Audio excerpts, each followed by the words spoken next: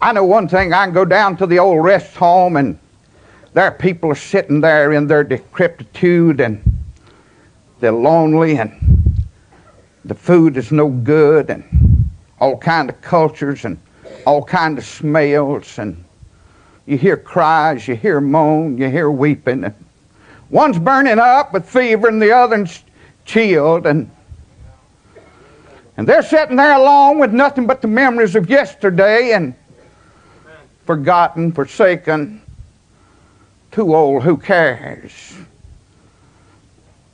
And they can be down and griping and grumbling, but someone just come in with a baby and their countenance, it'll lift and they'll brighten up, and first thing they're talking in tongues to the baby and kutchiku and so forth, and everyone just seems to love a baby.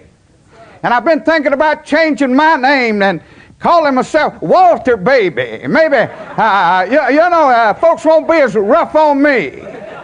They see me come and they say, there's that old preacher. Old preacher. Thank God for being a preacher. It hadn't been 3 weeks ago, I had 3 old people.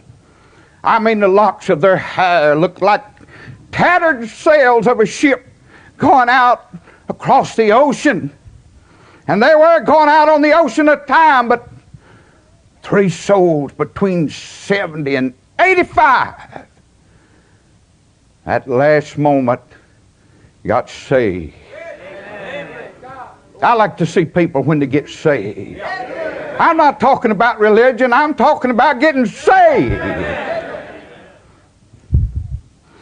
One old feller named Cassidy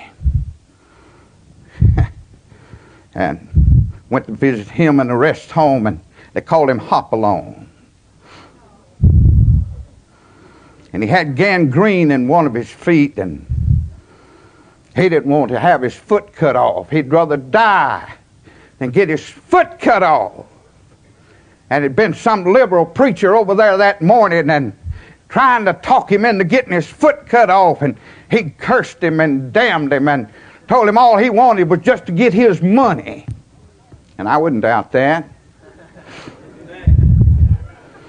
But I went in, the old man, and he looked at me. And I'm glad that he found out that I wasn't like the other feller. I told him he didn't have to have his foot cut off.